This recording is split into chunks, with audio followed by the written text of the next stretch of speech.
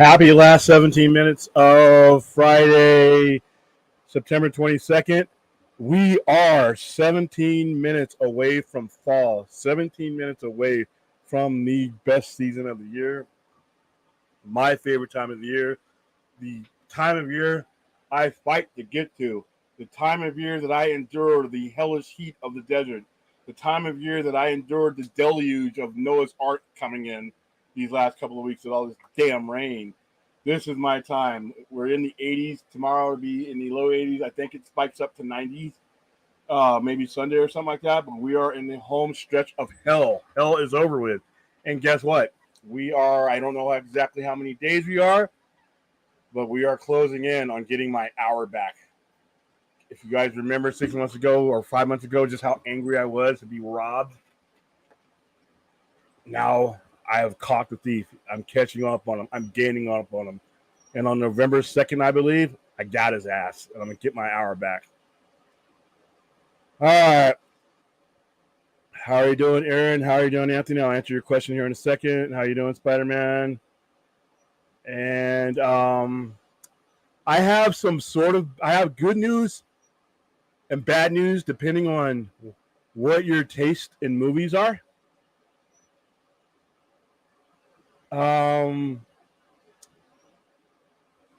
But thanks to the exploits of Fourth 1000, aka Midnight Meat Train, or whatever the hell he is now, I opened my big mouth and said, he asked me, what would it take to for us to to get right to the Howard the Duck screening? And I said at least $100. And sure enough, that mofo found the way to tip $100. And so we are no longer on the duck watch to get 25 Patreons by the end of the month, which is 8 more days, and we weren't going to reach it. Instead, we are indeed going to stream what is inarguably the worst fucking movie ever made, Howard the Damn Duck. I will schedule this probably for next Friday or Saturday, when it's least painful for me to watch it. But we have reached the threshold that we needed via me last night sticking my foot in my mouth and setting such a low standard. I should have asked for more. But yes, we will do Howard the Duck. Ugh. And we'll probably end up doing it via Twitch so we don't get sued, because I will be damned if I get sued with that awful movie. All right, let me get to Anthony's questions here. Seems like the WGA and the producers have agreed to a deal as of Thursday, according to Deadline, Hollywood Reporter, and Fox Business. When do you see SAG and the producers agreeing to their deal? If the rumors are true, they are coming from Deadline, THR, Fox Business. WGA had producers already agreed to a deal. I assume that depending on what the details and exactly what the WGA agreement is, that you will see, and I'm just guessing, I don't have anybody on the inside, I'm just guessing because of the way this all came about, that SAG-AFTRA will look at that deal, see the parallels that overlap with their concerns, and there may be some other negotiations, but if they are able to if WGA got a lot of the stuff that SAG-AFTRA had was concerned in their demands, then you're just talking about the stuff that that only affects the Screen Actors Guild. And like I said, that I don't think that's going to be a major issue. I'm guessing that SAG-AFTRA will be not far behind. All right. Yep, hit the like and subscribe button. I'm only broadcasting tonight on the Sci-Fi Center channel, so hit the like, subscribe button. Also, if you feel the need to support, the Streamlabs tip link is pinned to the top of the chat, and I believe we got a couple more Patreons. Even though we weren't going to reach that deadline, we still got enough. Let's see where we're at. Wow, we got another one. There you go. So if you'd like to join the Patreon, I was going to do a Patreon stream tomorrow, but I think it's going to be too busy. I might end up doing it on Monday or Tuesday in the afternoon for you guys. I am waiting on the digital passes. I got the shirts and the keychains and stuff for Saw X, but like I said, I now have 3 of you that are at that second tier level. Chappie's one of them. Chappie and a couple other you guys. You guys are going to Saw X next week, next Friday when it gets released. Actually, I should have the codes sometime tomorrow, and you'll get a message, and you can go anytime you want to. And for those of you who are asking, if you go to that tier and when I say that you're going to see Saw X, it's not a screening here in Vegas, so you don't have to worry about that. It'll be a digital code, and you'll get it in your message box, and you'll be able to cash that code in for any screening of Saw you want to go see. They are thanks to Adam ATOM. They are the ones that are providing us and sponsoring us. So let's see. So if you want to join the Patreon, you can join the Frappuccino Fund, which helps me get coffee, or you can join the movie club, and that's where you get a lot of the other cool stuff that I got going on. But when we do the Patreon streams, all of you guys will be in on that, so no matter what level you're at. So I was going to do it tomorrow, but I got a packed day tomorrow, it being Saturday. I will most likely do it on Monday or Tuesday. Tuesday, I'm hoping to go see The Creator. We have a special screening of The Creator that's coming out, and I am hoping to go be at that screening. I've been looking forward to that movie. I think it's going to be a sleeper hit, so can't wait. Mighty Rax. Hey, William, are there any Howard the Duck comics you enjoyed? All of them. The original Howard the Duck series, the run that was in the 80s, the early 80s. What run was that? I know that was Howard Chaykin. Howard Chaykin was the writer. Let me look up because that's where I first got a hold of him, the character, and that's why my expectations were so high. Because Howard the Duck, it may sound like a joke, but it's when you read the character, and like I said, let's see, yeah, let's go Howard the Duck, 1976. I actually started collecting it in the 80s. I got old issues. I think as a relative of mine. As a matter of fact, how I got Howard the Duck is weird. I think my aunt, I was in Oklahoma or somewhere, my aunt or somebody, one of my relatives gave me a box of comics, and in those box of comics was packed full of Richie Rich, which by that age, I was watching the cartoon, and I really enjoyed those comics as a kid. And Howard the Duck. They were loaded with Howard the Duck, and I just started reading them, and I just really enjoyed it. Let's see. So yeah, his original run from 1976, all those, and the other stuff that they did, Wolverine. I mean, that late, later on, Civil War II, that was kind of goofy, but it was still, he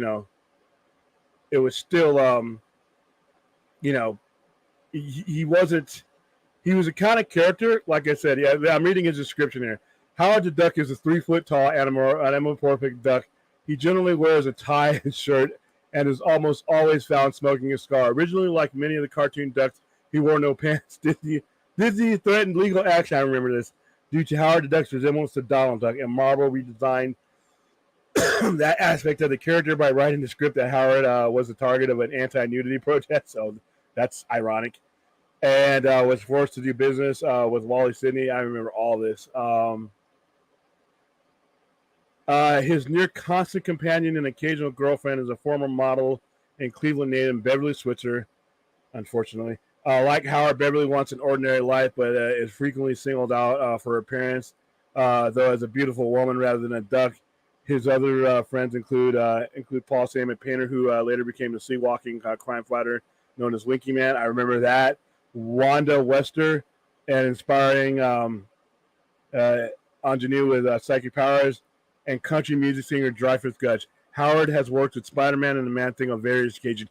He was always in the Man-Thing, and he would go in and out of the what was called the Nexus of All Reality. He was just kind of like he would be in the he would be Spider-Man. He would be Marvel Team Up. He would team up with the Son of Satan. And it was just that entire run I guess it's because I was a kid and I was just prone to it, but I really enjoyed it. And like I said, by the time I was 12, Howard the Duck. I mean, something I never thought I'd see. I mean, Superman. I've already seen the Superman movies. By the time Howard the Duck came out, I was expecting it to be just like the comics I was reading. Little to my surprise, or very much to my surprise, it was not. Ugh. Hi, Aaron, my favorite Australian. What's going on? So to answer your question, my react to the entire first run from 1976 on. Matt Riddle's been released from WWE. I wonder if Endeavor's choice to get rid of him because of the turmoil he created. He was in the UFC. I think that because they're cutting a lot of stuff, they just use it as a reason that he's just used a pain in the ass. I mean, he was a pain in the ass. He wasn't the hugest draw. I think they just use this as a convenient way to get out of him. Oh, my goodness. I saw you in Film Junkies chat. Did you have a different name? How many names you got?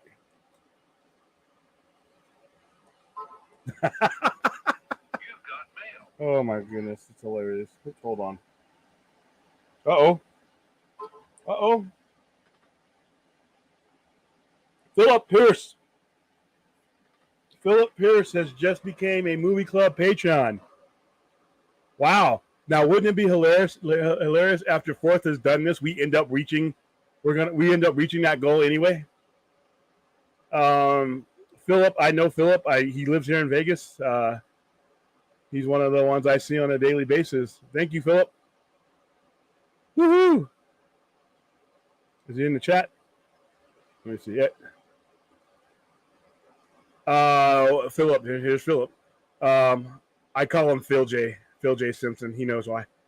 Do you think Denzel's son is going to be as good an actor as his father? So far, listen, you're comparing him to an all-time great in Denzel Washington. But so far, the stuff I've seen John David Washington in, I've liked. Including a movie that wasn't, I wasn't very much for, which is Tenet. To me, he was the best part of Tenet. So he's young enough. I can't put that kind of pressure on him as far as being as good as. I mean, Denzel's a 2-time Academy Award winner, an all-time great actor. He's on his way, but I enjoy watching him. Like I said, I can't wait to see his next movie Tuesday. How you doing, Jacob? What's going on? Yeah, you missed it. I opened up the show with your awful deed that you did last night. We will be streaming. For those of you who missed it and are just now getting the by the way, the live notification is off again. I was too lazy to do Streamlabs today, but let me bring that up. Yeah, you can blame me throwing up on air on 4th 1000, aka Meat Night. I cannot believe you changed your name to this shit. I hope there's a glitch in the system and you are not allowed to go back to your original name. So yeah, the good news, bad news that we opened up the show with was that Fourth tipped $100 on a dare, literally a dare. I did not think he was going to do it. I was just fucking joking, and Fourth did it. And then and I joked that if he did it, we would screen this awful movie. He did it. So like I said, I'm a man of my word. No, we're not watching the extended version. We are watching the basic, least painful version that we can find. I cannot believe this. So we're gonna do it probably either next Friday or Saturday. We'll pick out a time. We'll do it on Twitch because, like I said, I don't want to do it on YouTube because I do not feel like getting. The irony is if I got copyright struck and sued over what is below "Dude, Where's My Car" bad movies. So there you go, ladies and gentlemen. You can blame Fourth.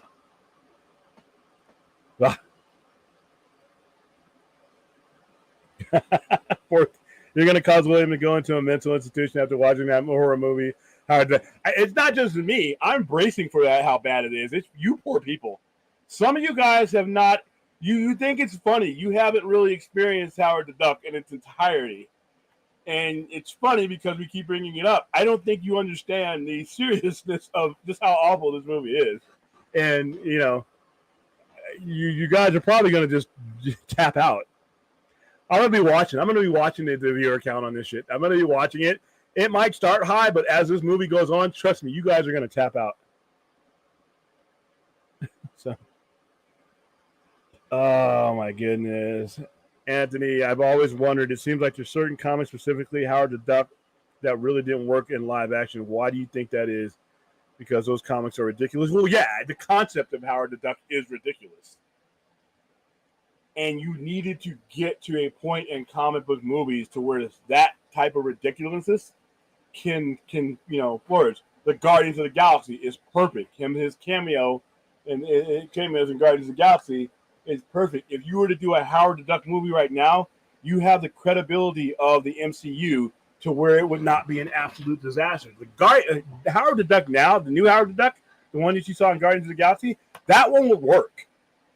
That one would work because they've created the infrastructure for it to work in. But the kind of movie that they released in 1986 with no infrastructure, no real comic book movies out there like that, it had to be an excellent, or it had to be a good movie. Even if it was slapstick comedy, it didn't even meet the lowest standards. It was just an awful movie. It's an assault on all the senses. All the senses. It's awful. All right. Jacob McKenzie, I think I might have answered this, but you might have came in late. William Thought on WGA has confirmed that it will meet again with AM Armpit. It'll meet with Armpit tomorrow, Saturday. Yeah, I've heard about that. We're going to report. I didn't put. By the way, guys, we will be streaming tomorrow. Our usual Saturday overnight. However, I'm gonna try something out. I know I was telling you guys that I was going to I'm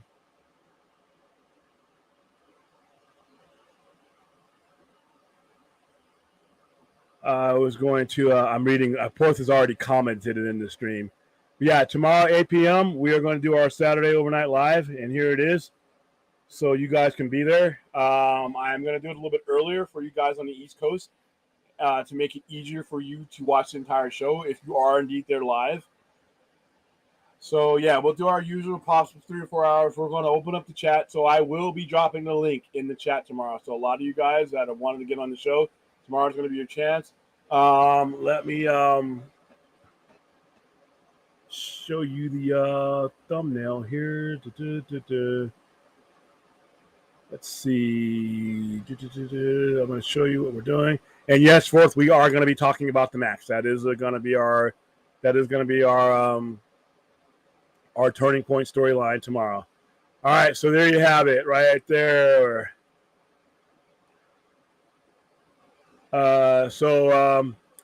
As you can see in the background there, it's Grand Admiral Thrawn, because no matter how much the other characters in that episode sucked, it didn't matter. The introduction of Grand Admiral Thrawn and his creepy soldiers was awesome. It is everything I wanted. Him playing the voice in cartoons didn't mean shit to me. Him finally seeing Grand Admiral Thrawn in live action. So we're going to be having a discussion about Thrawn, his origins, the book. I think I still have the book in the store. So we're going to be taking a look at those books and taking a look at his origins, all the way to the retcons that they did for the cartoons up till now. We're going to be talking about the Max, which we've been bringing up the Max for like the last year on my streams, and finally we're going to dive into it. Not just a comic, but what it meant to our animation, because if you remember, there was something called Liquid Television, and the Max was part of that whole revolution that MTV was doing in the late 80s, early 90s, the Max, Aeon Flux, Beavis and Butthead, all those things. So we're going to discuss not just the Max comic, but everything around the Max, the storylines, the characters, Mr. God, the hallucinations, the mental illness, everything. We're gonna dive really deep into the Max tomorrow. Also, you can see in the background, we're going to give a preview of The Creator, a movie that I am very excited to see. And I'm taking like 50 of my closest friends with me on Tuesday to go see this movie.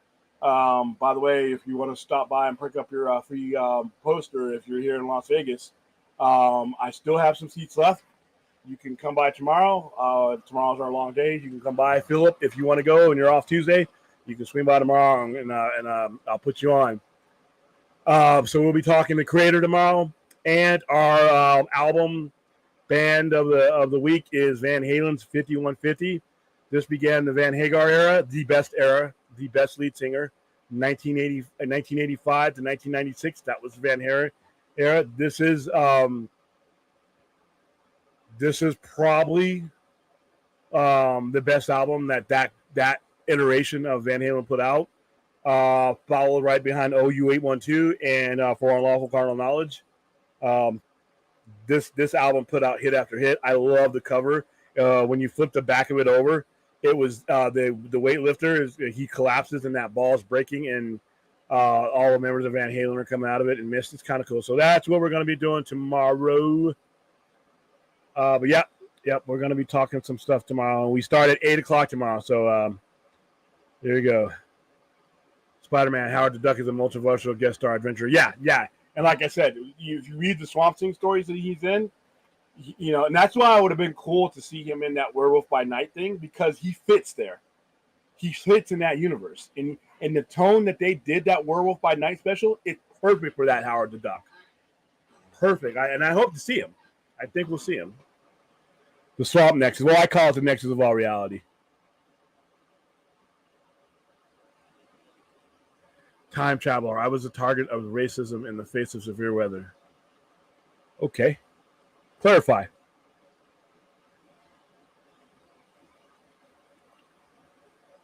A successful comic run explains why they wanted to adapt the movie. Yeah, it ran for quite. Let me see how many issues it ran, because I know I got like the first. All right, so let's see publication history. The Ducky Dozen. Oh my goodness. There was your barn. I remember they came back. Yeah, there was a lot of sorcery. I mean, he went. This kind of stories that Howard the Duck was in the early days was, it wasn't the kind of stuff that you thought. Hold on.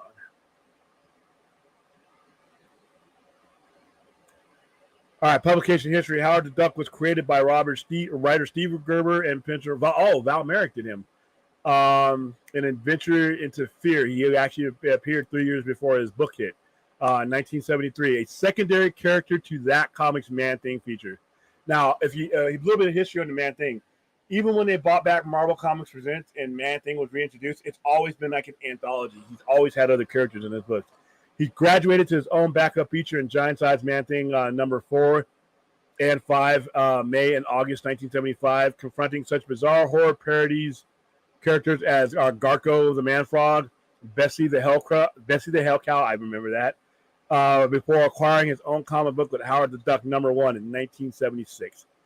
Gerber wrote 27 issues of the series, for the most part, ditching the horror parodies. He did. He actually, if you read the earlier ones, it was a spoof on a lot of things. And as he went on, it actually got serious. As serious as you could, think of Howard the Duck. But he wasn't in joke storylines.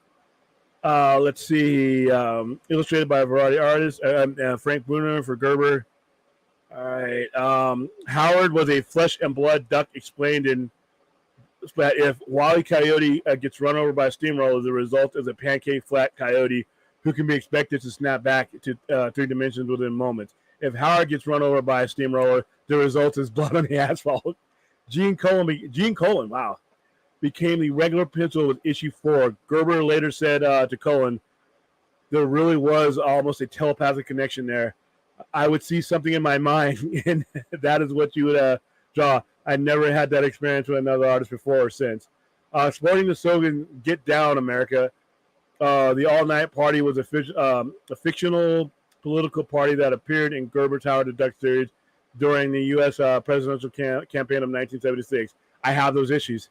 And led to Howard the Duck allegedly receiving thousands of write-in votes as the actual alleged. Yep, I remember that in the letter column. Oh, my goodness. Gerber addressed questions about the campaign in the letters column, of the comic, and as Mad Genius Associates sold merchandise to publicize the campaign. I think if you Google those, you can actually find those somewhere. Marvel attempted a spinoff with a short-lived Howard the Duck newspaper comic strip from 1977-1988. First written by Gerber and drawn by Cole and Merrick. Later written by Marv Wolfman and drawn by Alan Kuppenberg. Let's see. Yeah, this is when Marvel sues him.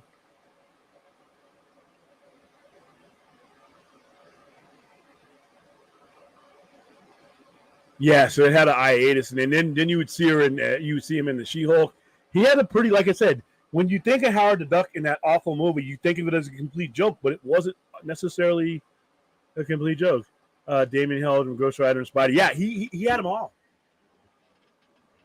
And like I said, it's easy to think of it as a joke, but if you actually read those stories, like his Man Thing stories are excellent.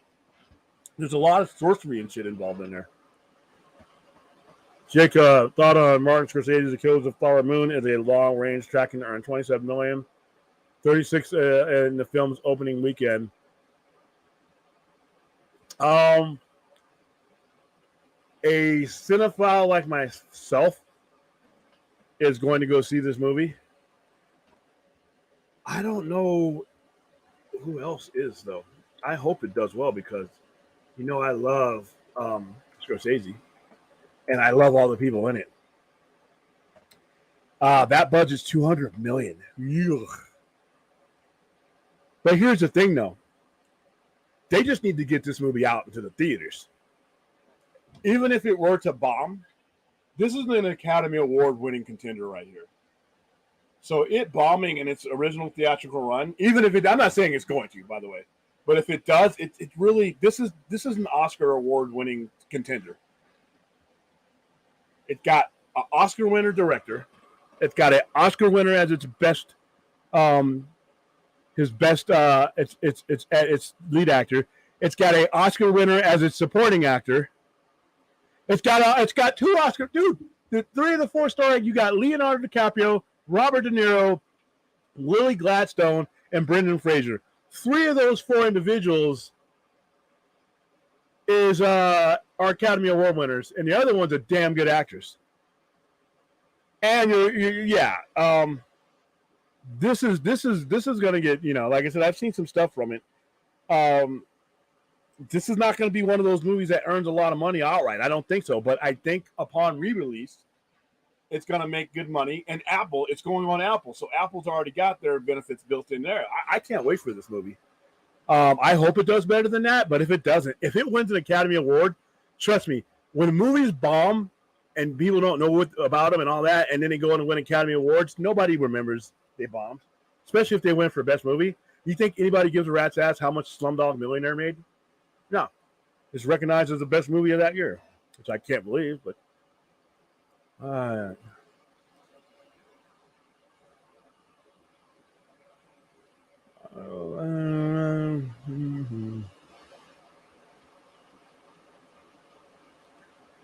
I thought of the Toxic Avenger debuts with 83 Rotten Tomatoes. I'm loving that.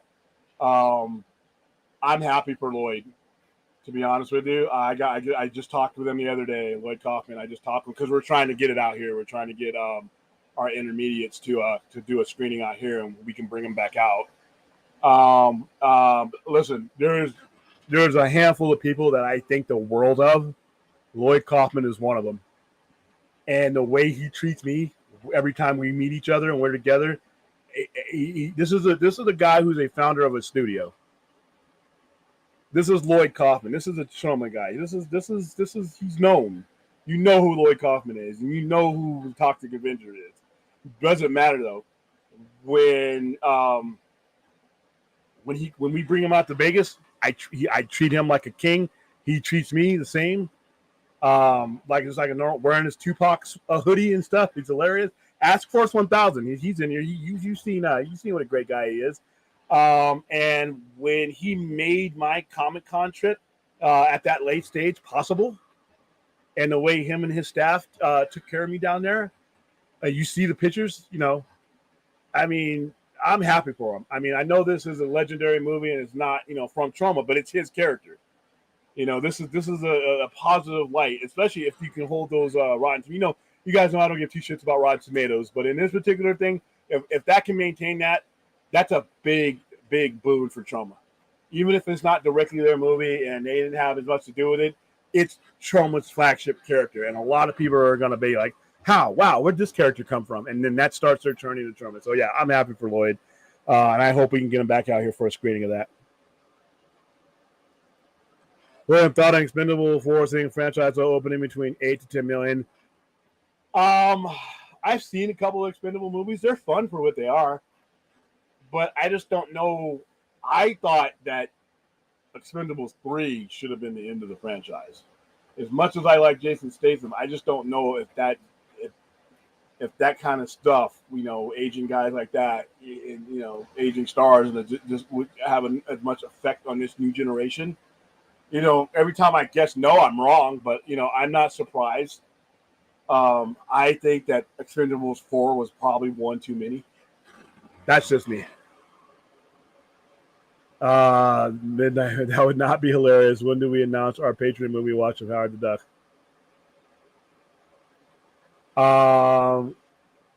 We did. I just announced it. I just haven't announced the date yet because it's going to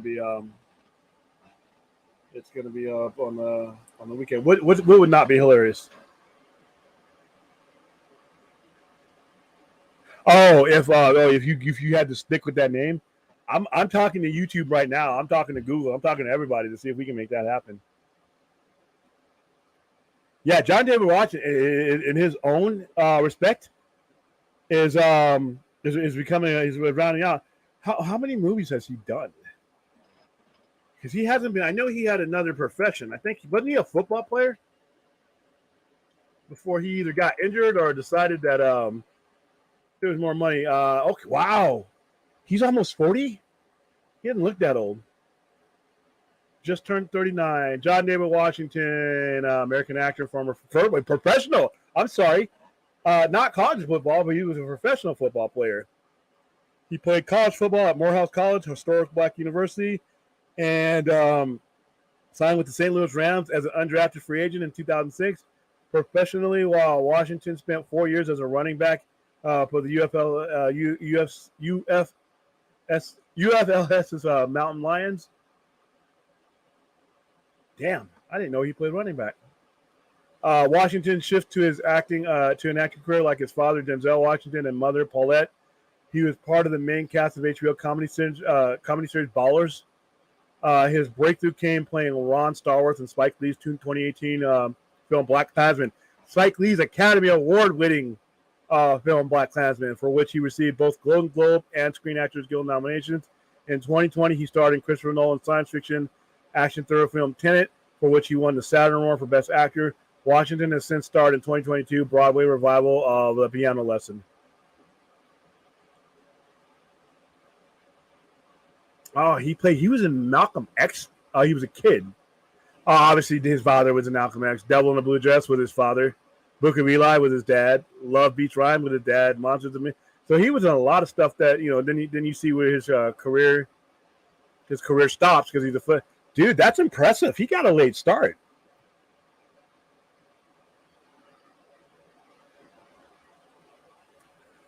Hell no. You paid for me to stomach that movie in any form. You want an Ultimate Edition. No. You're going to have to drop an unimaginable amount of money. I'm barely going to be able to stomach through. I have to not eat before we watch that shit. I have to make sure that when I'm dry heaving, I'm not throwing up chunks of food and making everybody else gross out. That hybrid bestiality movie. You want Ultimate Edition. I'm sorry. All right, Jacob McKenzie, Smile 2 releases on October 18, 2024 of next year. Listen, I was loving Smile all the way up to that ending. And I'm just having a problem with some of these horror movies that want me to imagine what the ending would be like. And I'm like, no. You get paid to do that. I paid for the ticket. You tell me how the movie ends. Don't give me some ambiguous shit. And I love that movie. It's just like Us and what was the other one? Nope. I love the movies all the way up until that last 15 minutes, and then they just lose me.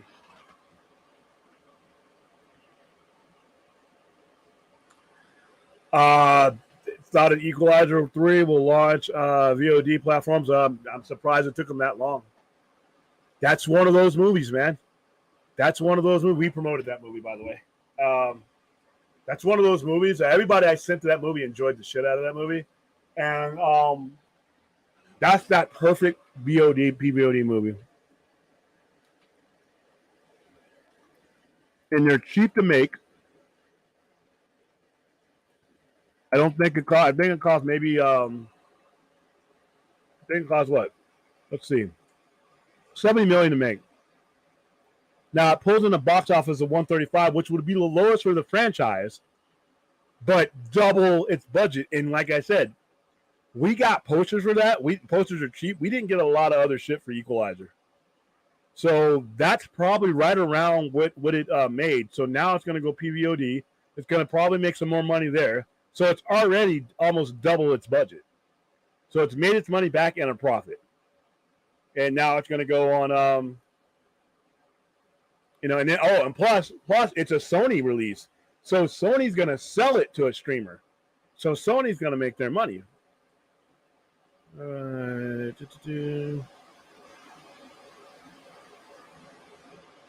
just reading up on it. Yeah, I consider that a success mathematically. I saw the advertisement for the stream regarding the Max. What are you talking about? I saw the advertisement for the stream regarding the Max. That article is from 2019. What do you mean, dude?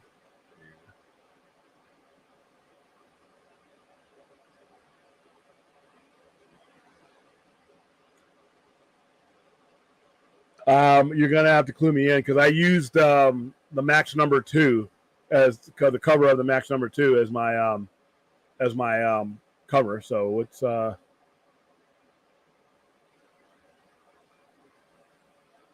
okay. Clue me in. All right. Yeah, his cameo in the Guardians was cameo. That was hilarious because it's in a post-credit scene.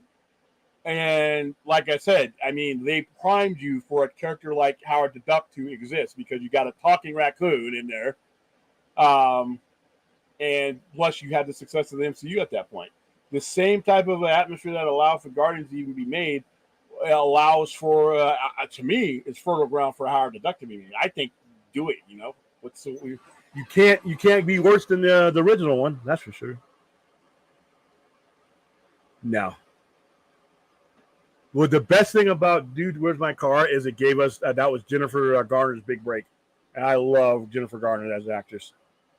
There would be no Alias if it wasn't for Dude, Where's My Car.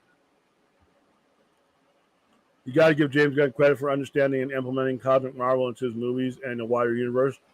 Yeah. He was meant to do a lot more before the whole Twitter thing happened.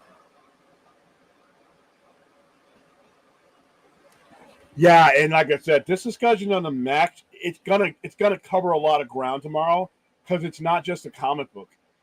Sam Keith and company really delve into a lot of stuff that if you were growing up in that era was the kind of shit that was affecting you as a kid and as a young adult.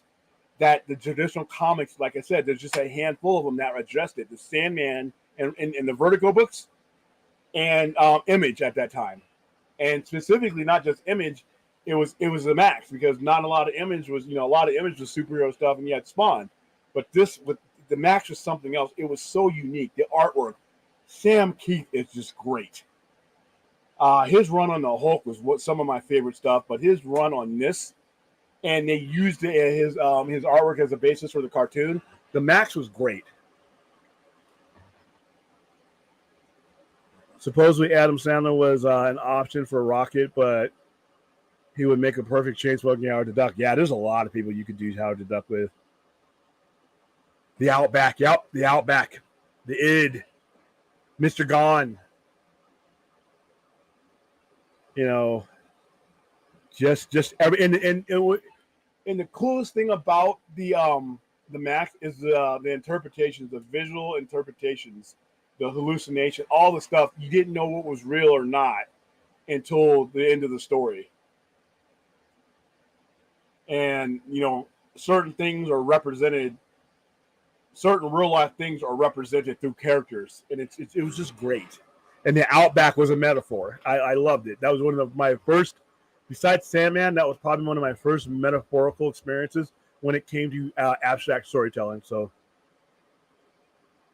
I'm going to do a Ride at the Theater review of The Creator. William, thought on David S. Goyer. Here we go with Goyer again. Says the head of WBD wanted Leonardo DiCaprio to cast as our Riddler in Rises. You got to do Riddler. Leo as a Riddler. You got to tell Chris Leo was the Riddler. Yeah, we know how that went. Black Star Afro. Howard the Duck. It's Howard the Duck, DC or Marvel. He is Marvel.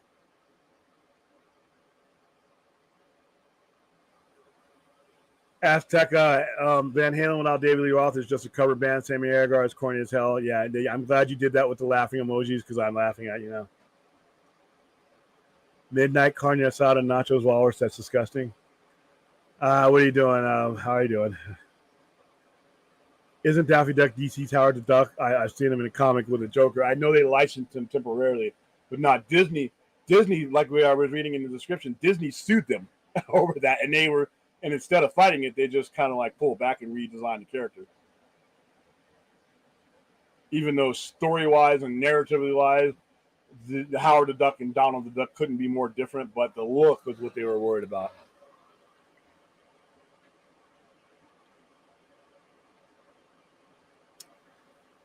Believe it or not, he actually came back. He's actually come back over the last 30 years. He's had several appearances.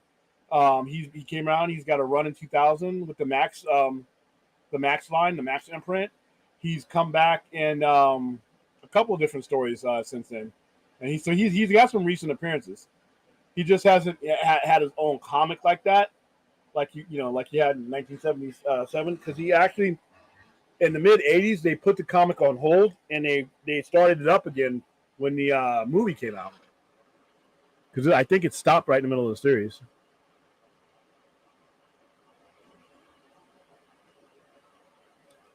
Yeah, he's so happy about this.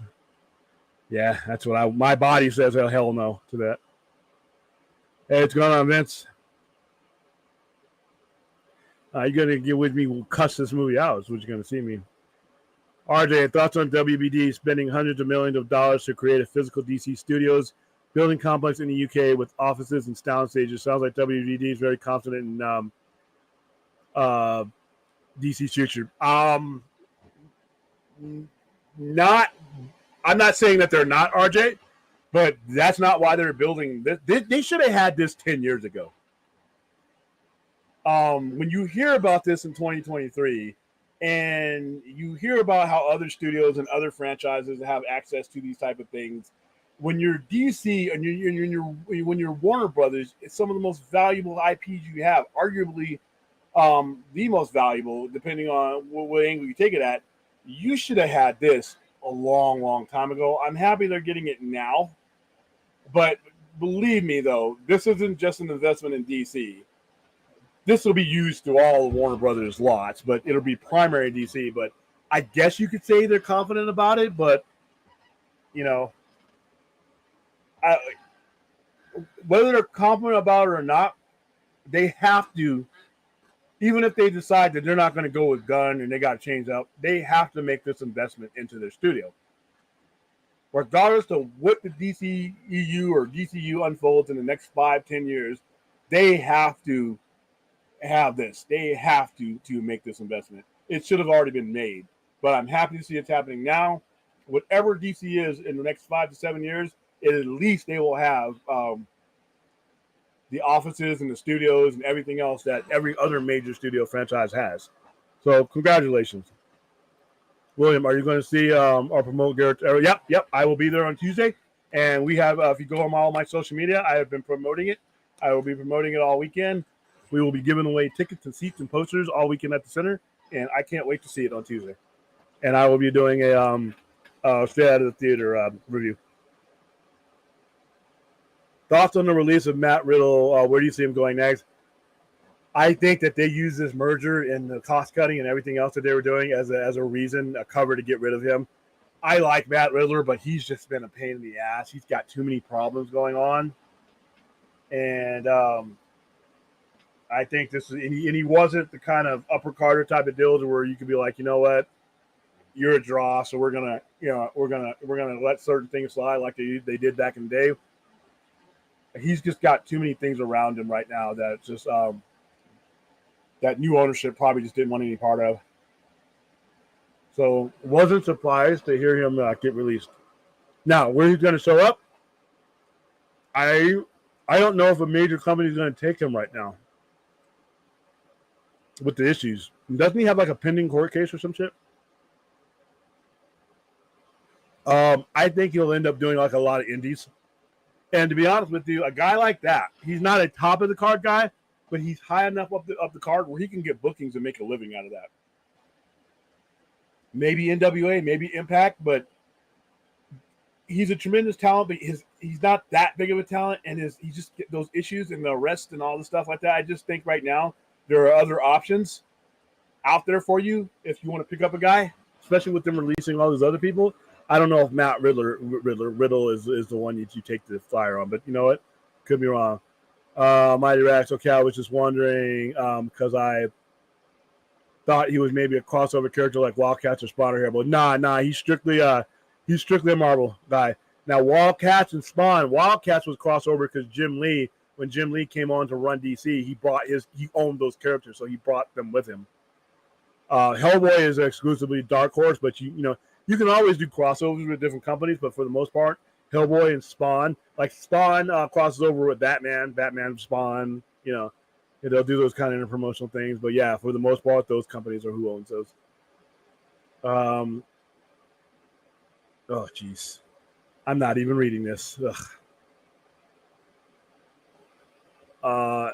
If the B and CBM, how you doing, Daniel Martin? I'm glad to see you got your name back. If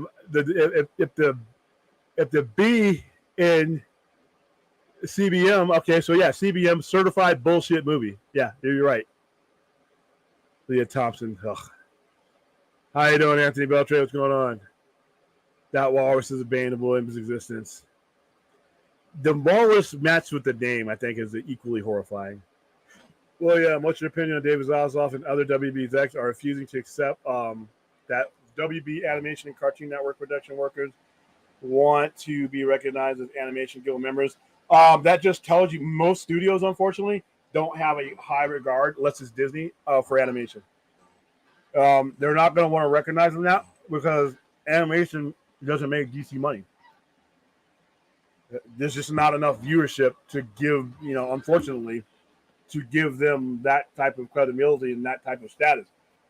As far as the studios are concerned, I mean, work is work, but they look at the animation numbers. This is why if you look at what DC's done with animation, they've tried to separate themselves from it.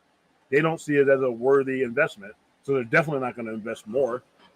So there you go. Hey, I got him a plane, a ride, food, took care of him, man. Yeah, he's a great dude.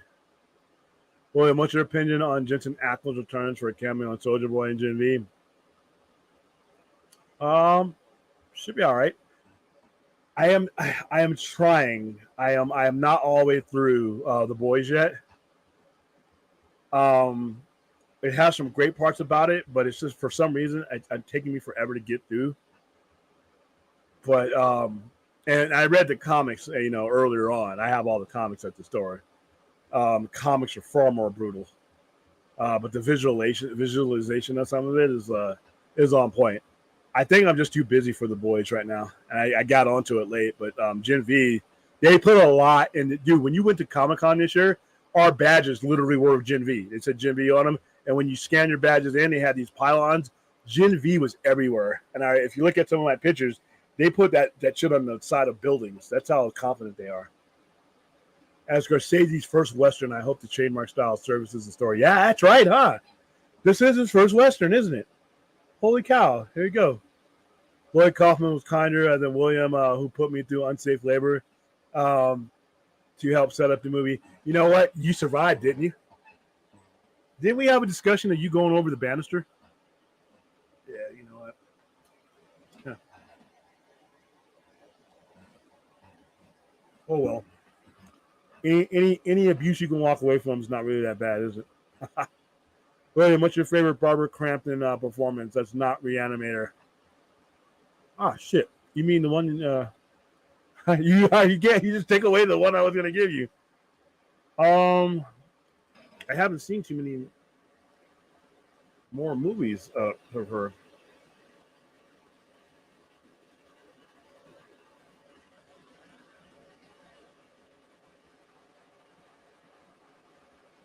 I mean, damn. Let's see, dude. She's 64. She's still sort of hot. Because you took. I mean, Reanimator for you. You perverts out there.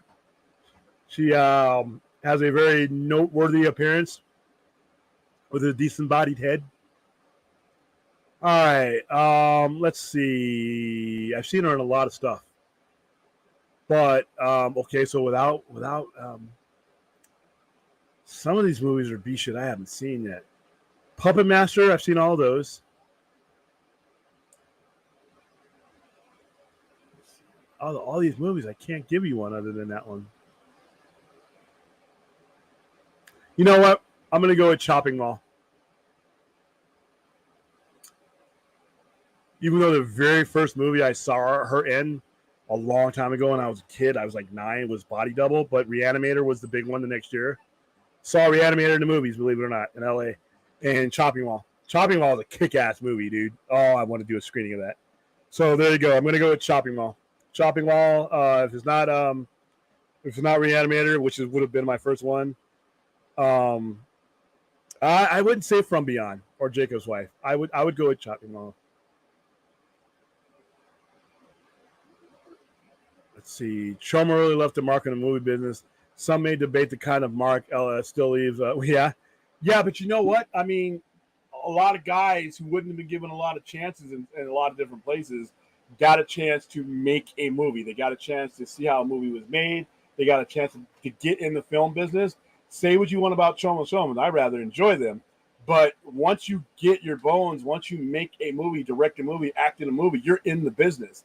And a lot of people's doorway, James Gunn, got into the business. A lot of people who work technical things on films, gaffers, people like Cameron Beat, a lot of these guys came through Choma, got that on their resume. And like I said, at 50 years, still the oldest and largest independent film company out there. At least the oldest one. I think if you consider now A24 and all those to be independent, it's surpassed them. But yeah, Choma is a big deal. Out of all his performances, Jason Statham, yeah, and Expendable, I heard that's not his best. It's not Transporter, Jason Statham, or Meg, Jason Statham. William thought of Meg 2 releases on Max September 29th after grossing $390 million for that movie. I still can't believe that movie showed that much. It's a fun movie, but holy cow! Worldwide, the Meg is pretty much guaranteed. The budget is at 129. Yeah, I mean, it's a cheap movie. Now they did spend some money on advertising that, but it was all concentrated. Like I showed you guys the picture where we did the Meg on top of a hotel with a pool on top of the hotel, and they had like flotation devices, and they gave away a lot of food and but they localized it, so they didn't spend as much money. But damn, that's I can't believe that movie made that kind of money. Don Javid watching was GB show Ballers. Black Klansman was good. Yeah, you got to start with Ballers. Black Klansman was excellent. Yeah, we just read off his list. I just read, hey, Denzel Washington on Crossland. Great way to get into the business. Black Star Apple. Howard the Duck is less bestiality than Beauty and the Beast, The Little Mermaid, and many others. Yeah, okay. I saw female boobies on a duck. So, if you notice, the creative part about horror is the introductions to the horror. The endings usually end on glitches. Yeah. The character building in Jordan Peele's movies are great. It's just the endings, he just doesn't stick them for me, and I hate to say that. Philip Pierce, what movie would you remake if you could have your way? Ugh. I am not the biggest fan of remakes unless I could just change them drastically. And every movie that has been remade that I do like that way, like The Fly, when they remade The Fly, obviously there is different. There's different technology to make it more crucial. The Thing was there's different technology in 1982 than there was in 1951. Most of the movies I like, I don't want remade, but let me think. They've already remade The Day the Earth Stood Still, which wasn't a bad movie. It just didn't have the appeal that the Cold War era movie did.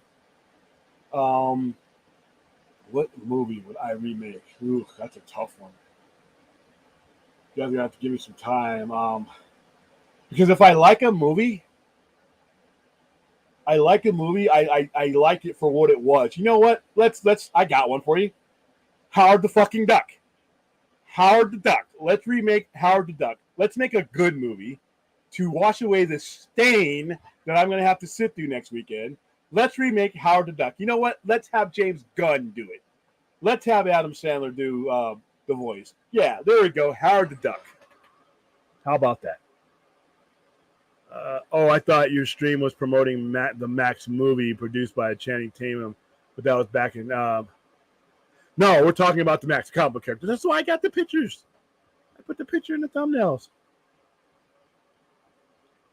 Yeah, unfortunately. Whitney Hilliard swinked in one of those two. Linda Hamilton was messing about with a beast. Elijah Mazer was messing around with a gargoyle in the cartoons. Bram Stoker's as a beast with. All right. Here's the thing, Black Star April. All those were good. Howard the Duck wasn't. Maybe that's why I don't give it the benefit of the doubt. I don't know. Never heard of the Max. I look for. Oh man, I have Max comics at the store. We're going to bring out too. If you haven't heard of the Max and you can't get a hold of the comics, look up the Max cartoon. It's almost the same thing. The Max has a movie. I remember the comic, and I know he doesn't. He's talking about something else. Black Star. Yeah, beautifully depressing. That's how I think about it. We don't get things as groundbreaking. No, we don't. We don't even get things as groundbreaking as MTV. MTV is not MTV anymore. Remember when they used to show videos? You know what? Wow. You too. You know what? I always enjoy introducing things to people. And cool. I hope you guys are in tomorrow. And, you know, I can. I'm going to go. Like I said, we're going to go in. We're going to go in depth with the Max. So I'm glad you have you guys on board and to be able to introduce you to this. That's cool. Yep. Yeah, you are correct. I awoke from the daydream with of the wild place with teeth in my throat. I awoke in the slough for Julie had been kidnapped and the jungle queen and now insane. I failed. I wish that was time for cheer. Yeah. That's quoting from we wish it was time to cheer, but it's time for vengeance. The Max. Yep. And the dialogue in the Max is awesome too. I'll probably read some of it. I already saw Creator. I got tickets from this other stream I watched, Sci-Fi Space on YouTube. Real classic guys over there. Yeah. Shit. Whacked my hand. My thing. I had the option for to pick another day. I didn't realize Saul was getting released the same week, or I would have chosen it earlier. RJ, do you think Randy Orton or Big E will come back to WWE? Both have been gone. I think Randy Orton will. I don't think I don't think Big E should. Big E's injury scares me as far as coming back goes. I would have to see some of the best neck doctors in the world say, you know what, you're good to go. Because, hey, people come back from neck injuries. Paige came back from a neck injury. Edge came back from a neck injury that could have paralyzed him. So it can't happen. But for Big E's size and the weight that he puts on himself and the weight that's put on him when moves are done on him, I don't know. And he's even said that doctor said he should never come back. So I don't know if that's a second or third opinion. Randy Orton, I don't know about Randy Orton. I don't know how severe his injury is. And for a long time, they ran Randy Orton to the ground. So him taking a lot of time off, a lot of his injuries came from the fact that he was everywhere all the time.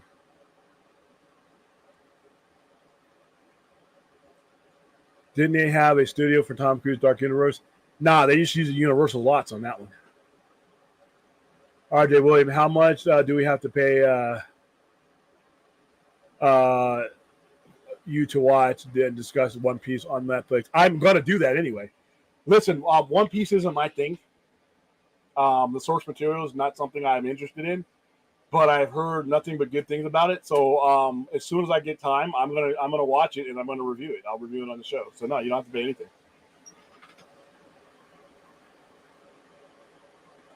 The definitive comic book movie.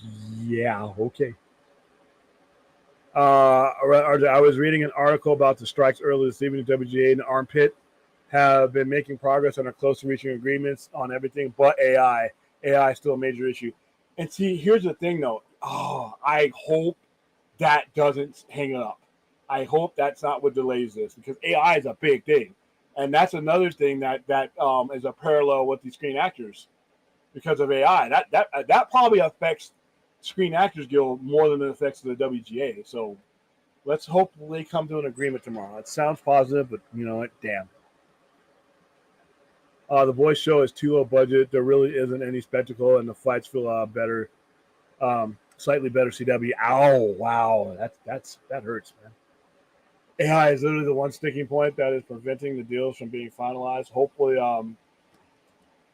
since they're meeting tomorrow, they work it out. I wonder what they came to as far as those visuals goes. I'm gonna be interested to see, because it'll get publicized.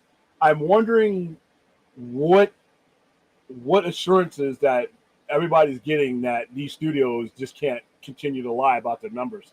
They can't be broke and we're hurting and we're losing and streaming is killing us. Oh my God, save us. They can't just give you that bullshit without actually having to provide numbers. Because right now, the studios are lying. The studios have this entire enough of society thinking that they're hurting and the actors are the evil and they want so much and we can barely afford to give them crumbs. I'm like, yeah, you guys are full of shit. I'm wondering what agreement that they have come to, especially when it comes to SAG, what they will eventually come to as far as disclosure goes. Because until I see that, to me, I thought that would be a much larger sticking point than anything else because of the revenue that's attached to it. Because right now, the studios can tell me that RJ's biography in cartoon form is doing great, and I don't have anything other than some base numbers that really don't mean much to clarify that with. Or they could say Williams' live action life adventures is tanking, and I don't have any. I have very little to dispute that. And if I want more money, either from them or I want to take my project somewhere else, or I want to take my talent somewhere else, I can't use my previous experience in my previous resume as much of a bargaining chip as I could if the numbers were out there to back me up. So I'm wondering how big a sticking point that is too, or how if they got over that, and if they did come to an agreement on that, I really want to know what. You haven't seen From Beyond, the movie directed by no, I saw From Beyond. I just didn't. That's not my favorite movie from that actors. Yeah, that came out in the yeah. I actually have RJ. You were here when I have this poster up. I have this poster up. I've seen this. Not the best Lovecraftian, stuff, but I didn't. I don't know whether because I may have not been ready to see this movie when I saw it. It just didn't get me. But then again, at that age, nothing Lovecraft did. So, but yeah, I know what movie you're talking about, and a lot of people love it. I didn't get it. Maybe if I watch it again, I'll appreciate it more. Now that I'm much older than the 13 or 14-year-old me. If you could talk to one person in the industry who's involved in making big movies right now, who would you want to talk to? Could it be an actor, director, producer, or an exec? James Gunn.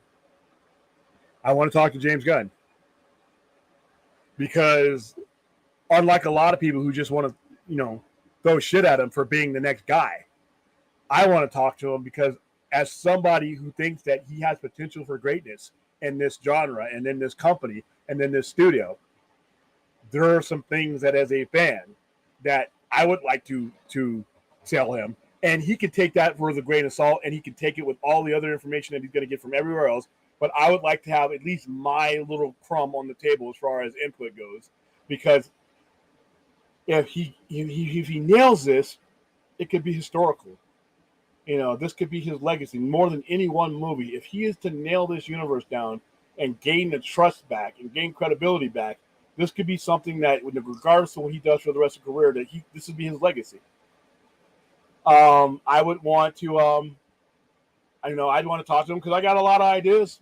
I am interested in what he's got coming, but I also think, and I've said this over and over and over again, I think it doesn't matter how good a job he does. If there is unresolved issues, if all you're doing is thinking you can close your eyes as hard as you can and open them, and you're going to be in a different place under different circumstances, he's playing a fool's game. And I would just like to talk to him. And granted, 5-10 minutes, say, hey, and make the connection, because he's a fan too. So fanboy to fanboy, I would like to have a conversation where I'm coming from, because he gets a lot of heat. He gets a lot of things taken out of context that are just words on the screen. I would like to actually face-to-face talk to him and say, hey, here's my issues with you, but these aren't damning issues. We can still go forward, and I still think you could be great. But here are some things that I would really like you to address in your own way. You don't even have to do exactly what I want you to do. I just want you to resolve this, and I want you to use this to strengthen your thing. And then that's it. But yeah, right now, if in the industry, it would be James Gunn. Howard the Duck needs to remake badly. Oh yes. And I think you could actually make it successful. I knew William was going to pick Howard the Duck to remake. He never touched a classic. That is not a classic. I was surprised Howard the Duck did not become a main character in Guardians of the Galaxy. So am I. I think if James Gunn would have stuck around with Marvel, I think he would have used him again.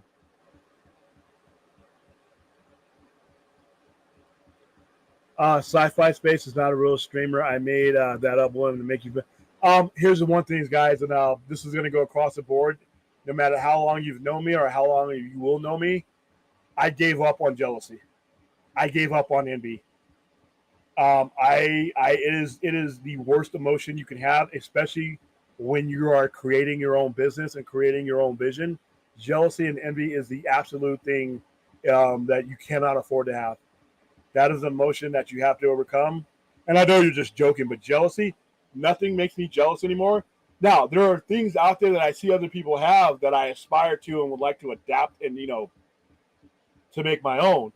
But to me, when it comes to jealousy, I always see that as an emotion to where you think lesser of yourself because of what someone else has.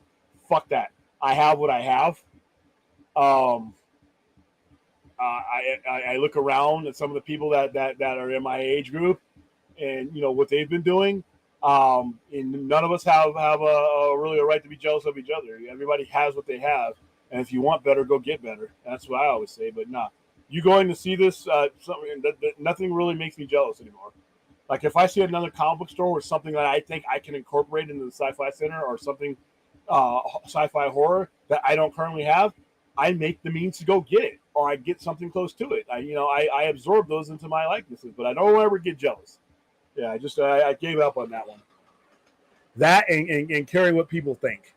Those are the two things I reached a new level of success when I got rid of those things. I remember when Cartoon Network had the head, undergrads, Clone High. Actually, Clone High came back. The Max, Tripping the Rift, Eon Flux. Cartoon Network got those because they bought them from Viacom at the time. Yep, I remember that one. You got to see it years after it was already out, but at least you got to see it at Black Star. See, you got Daniel looking for a fake channel. Don't you feel bad? Not necessarily. No, not at all. I totally forgot about the poster. I think it was your dad or somebody saw it because they thought it was something else. And it's the poster with the guy's face like getting all stretched out. Yeah, it was a classic 36 by 34. I don't have it anymore, but I had that at the store. And I have the VHS. And if you look at it, when I sell the poster, it came with the VHS. I have one for Reanimator that has the VHS too. And I have I had an old Dune movie poster from 1984. that had a VHS copy of it too. So yeah, I remember that movie. Howard's always smoking and drinking, but there's a lot of smoking and drinking in PG-13 movies. So you'd be all right. Will video game and anime adaptations phase out the comic book movie, or will comic book movies still be around and be as popular as they are now? Yes, I still think they will be around probably 5 6 years. I think now, if they are not, it's not going to be because of exhaustion. It's going to be because people aren't making good comic book movies. But I think there's plenty of ground. I don't think we've tapped the potential of comic book movies yet. And I know that sounds ridiculous to say. I really don't think we have tapped the potential of comic book movies yet. Given the source material of comic books, we're not even remotely close. And that's just talking about the major companies. DC definitely isn't close to touching their potential as far as being able to connect on a wide scale. And as much money as Marvel has made, I think what they have done is just the tip of the iceberg if they wanted to really go all out. And when you're talking about comic movies, we're not just talking about DC and Marvel. We have Image. We're talking about the Max. Can you imagine the Max as a live action or some type of live action like that? Can you imagine, once we get the Spawn movie, if that is good? There's a lot of IPs out there. There's a lot of Dark Concrete. There's a lot of Dark Horse stuff that's out there that can be used as movie IPs. You have the Crow again. I mean, I have my skepticism about whether the Crow, but if it does real well, that's going to be so. I think we're still going to be talking. I think as long as the movies are good. Now, if you keep putting out Birds of Prey and stupid shit, then yeah, you're going to run the industry into the ground. That's with any genre. But no, I don't think video games. I think there's going to come a time where video games, anime adaptations will be in the same demographic, but the adult family does not see video games and anime on the same level as like the younger demo does. Like the 35 to 45 is not all the way there yet. They're years away, maybe another 10 or 15 years. But the 30 and below, the millennials and the Y, those guys are all in. But there's still a median demographic that is making the most money, that is not as connected to video games and anime as much as the generation that's right behind them. So I think it's going to take time. I think eventually you're going to get to the point where all those demos will merge and they'll actually help each other. Good. What is that?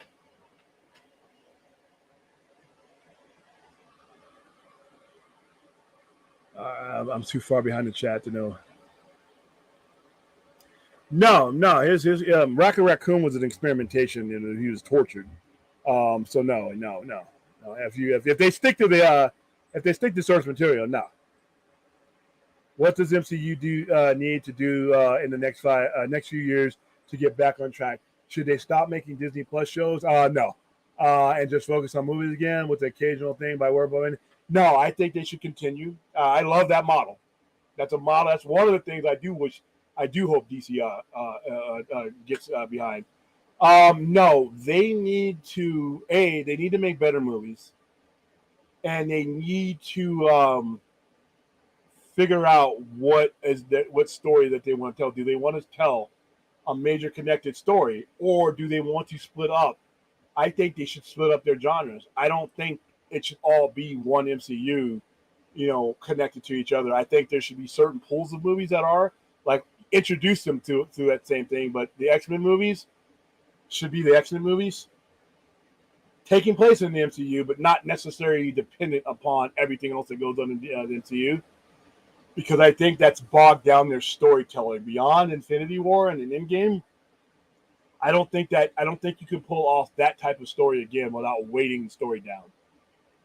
So no, I would have splinter things. I would have your X-Men. I would have your Fantastic Four, and then I would have your street level stuff, and now I would have those three segments of it, and within those they connect to each other, but not necessarily the entirety of every movie. And each of those zones, I would have a TV show to support it. So that you're not oversaturating your cinematic universe with a bunch of expensive stuff that not everybody's going to want to see all the time. And like I said with DC, I think if you continue to do the shows give you more time as a fan to give characters a better chance, to give a longer look. Things that you might give up on because they don't have enough screen time in a movie, you get, 5, 6, 7, 8, 9, 10 episodes in some cases. And then, you use those to strengthen your movie. So to answer your question, I think that they just need to, A, make better movies. 2, identify and start creating 3 separate, distinct mass stories between those 3 universes, but not all one collective mass 25 movie arc. I think that's just too heavy for them at this point. I hope I answered your question, RJ.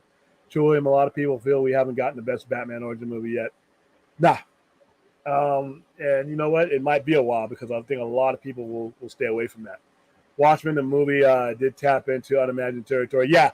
And unfortunately, like I said, it did okay. I mean, it didn't make a ton of money. But when you are a visionary like that, you sometimes, you take that risk. And I'm glad that they took it with Watchmen because it was great. Unfortunately, Disney will continue to flood the cinema with its crap comic movies, and DC Warner Bros. Will continue to poorly emulate those. I don't know. I mean, it could happen that way. Maybe not. Rorschach should have been nominated for an Oscar. Jackie Earle Haley, yeah. I don't know nominated for an Oscar, but he was damn great in that role. For MCU to get back on track, they need to end the Avengers and start X-Men. Well, they need to start the X-Men, and they need to start X-Men and Fantastic Four franchise. And then have your Daredevils and your Spider-Mans, characters who could be on a cosmic level but are not. Because Spider-Man spent 8 years before he ever took a trip to outer space. Rorschach Silver movie. If you get a chance, read the Rorschach comic. And every Disney showrunner and writer needs to be fired and replaced. Not everyone. Well, what about Loki? I like Loki.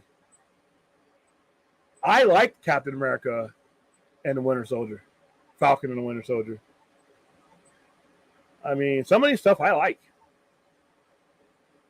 And Ahsoka, I like. That's a Disney showrunner show. I mean, and for you to get me on board with characters I give no shit about and to keep me engaged for 6 episodes, you got something there. But, even though some of those characters reminded me, like I keep saying, of why I had no use for them to begin with, Ezra, Sabine. But I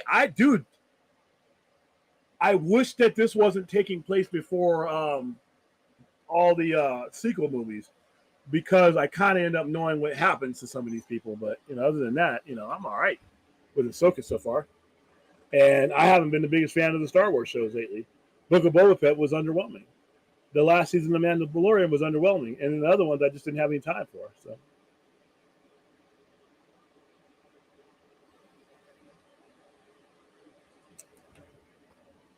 I would be interested in a David Fincher directed anything at this point.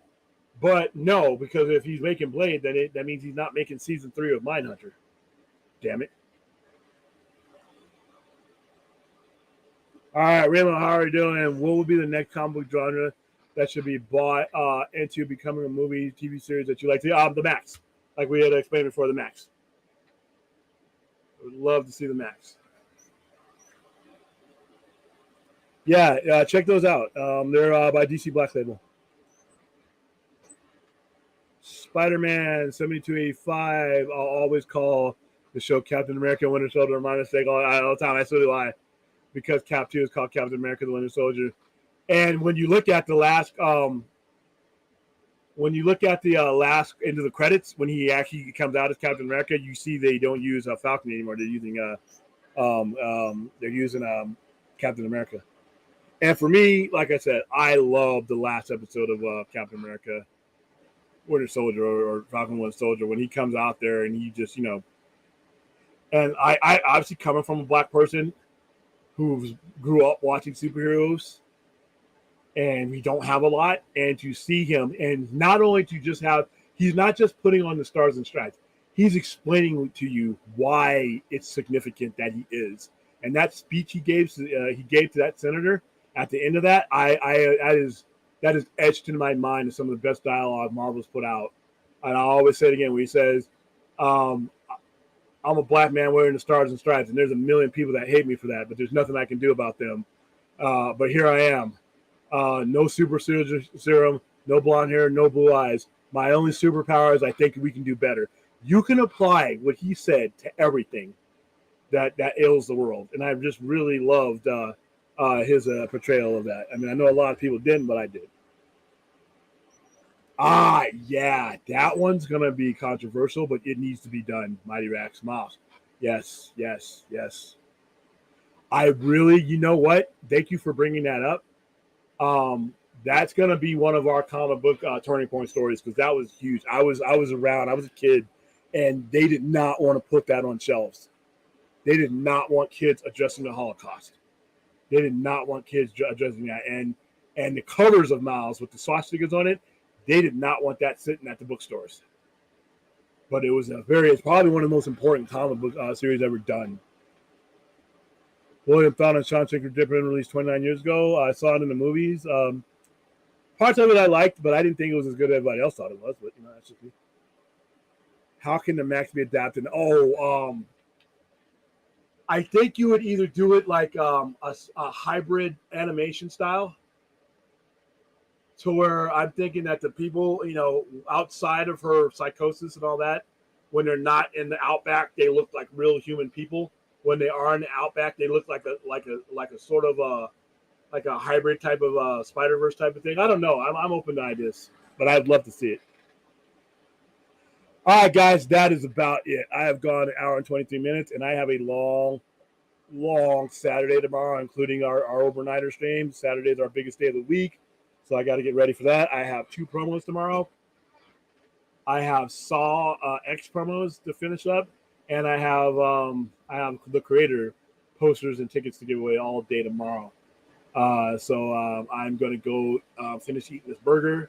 I'm going to go and lie down and stretch out, and that'll be it for me. And I will see you guys tomorrow at 8 p.m. Please like, subscribe, share this stream, share the notification of the other stream. I put it in the chat. So hit the bell, hit the notification, so you guys know whenever I'm doing something. I don't know how many of you are doing that, but yeah, join the Patreon. I got some cool stuff coming up. We've already started doing the cool stuff. Unfortunately, Howard the Duck is one of them, but okay. I am, once again, like we do every night, I'm going to go ahead and answer Remo's last question because I don't get to talk to you often. What I faced about Falcon and Winter Soldier is that it showed the backstory of an Avenger. No big money, still lives on what they earn, working in government just like a soldier. Yep, just like a captain in the army. It was what he was. So, and I just like the old super soldier serum patience too, and why he wasn't a huge deal, and why you find out all that. So, all right, guys, here we go. Sorry to be repetitive. Sorry to share this over and over again. Actually, no, I'm not sorry. I would rather you be annoyed by saying this than to not have it as a tool, than to not be able to hand this to somebody you think needs it, or to not have the instinct to use it yourself. So I would rather me be the, oh, here he goes with this again guy, than coming on my stream and finding out that one of you guys didn't make it through the night because of a situation that you could have been guided through by dialing 988 suicide and crisis lifeline 24/7. Call, text, chat. Listen, I am a military guy. We don't fight battles by ourselves. There are strength in numbers, and the numbers here are the numbers of people that are on the end of this telephone call. They are your fellow soldiers. They are your armor. Use them.